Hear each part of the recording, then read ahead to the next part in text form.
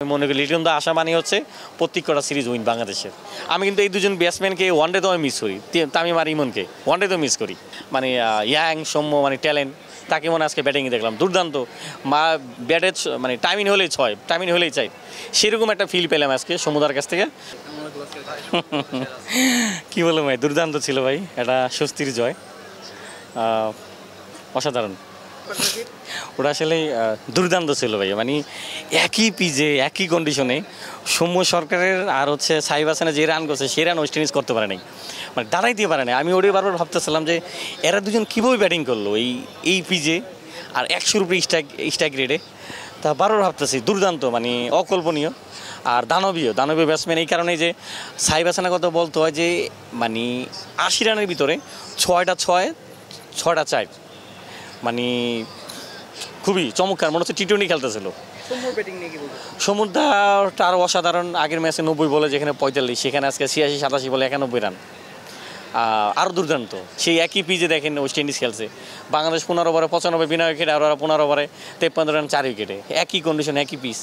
তা মনে হচ্ছিলো যে আজকে মিরাক্কেলের মতো লাগতেছিল যে কীভাবে এত সুন্দর ব্যাটিং হইলো।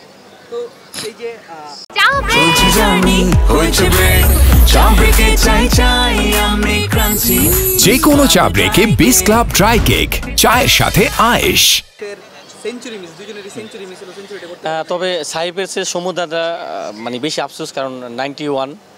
আর মানে সৌম্য সরকার সেই মনে হচ্ছে যে 2015-16-তে মানে সাউথ আফ্রিকার সাথে যে ইনিংসগুলো খেলো, তারপরে ইন্ডিয়ার সাথে, তারপর পাকিস্তানের সাথে দুর্দান্ত 100, সেই বাসটা ছিল বারে সেই মানে ইয়াং সৌম্য মানে ট্যালেন্ট, তাকে মনে আজকে ব্যাটিংয়ে দেখলাম দুর্দান্ত। ব্যাটে মানে টাইমিং হলেই ছয়, টাইমিং হলেই চাই, সেরকম একটা ফিল পেলাম আজকে সমুদার কাছ থেকে। তবে এটা আসলে মানে ধরে রাখতে হবে, তাকে ধরে রাখতে হইব। অন্য ম্যাচে এরকম পারফরমেন্স দেখতে চাই, শুধু এক ম্যাচের জন্য না।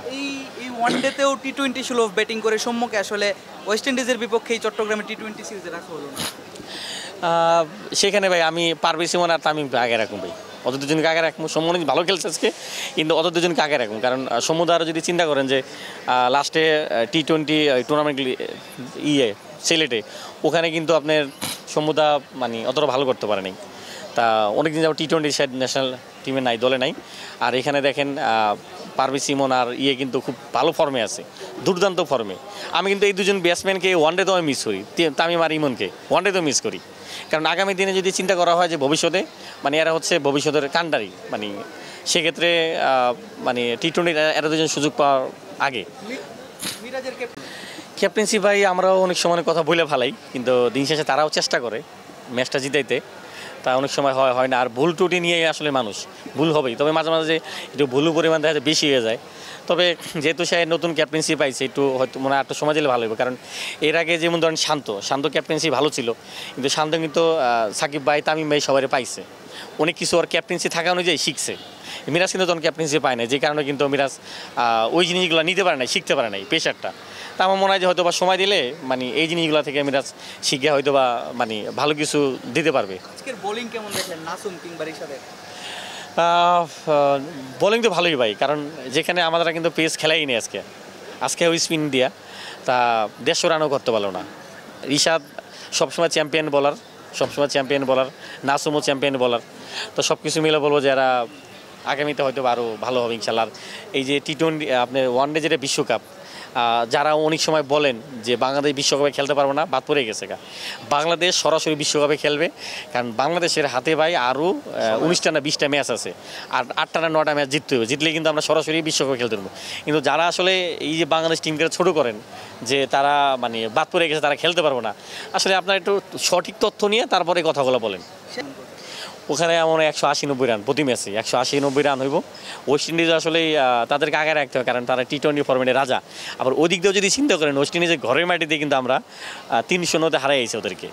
তা সব কিছু মিলে ওদের অনেক খেলোয়াড়, IPL বলেন, বিগ ব্যাশ বলেন, এই সব খেলোয়াড় খেলে, আমরা কিন্তু খেলি না। তারপরও বাংলাদেশ অনেক আগায় থাকবো, কারণ লিটন দা ক্যাপ্টেন্সিতে ফিরছে, লিটন দা আইসি লাইনে, সেই দিক দিয়ে চিন্তা করলে আপনার আমি মনে করি লিটন দা আসা মানে হচ্ছে প্রত্যেক কটা সিরিজ উইন বাংলাদেশের। সেই দিক দিয়ে আমি বলবো যে অনেক শুভকামনা লিটন দার জন্য। তিনি আসলেই ওয়েস্ট ইন্ডিজকে আমাদের ঘরের মাটিতে এবার 3-0-তে হারাবে ইনশাল্লাহ। ধন্যবাদ ভাই।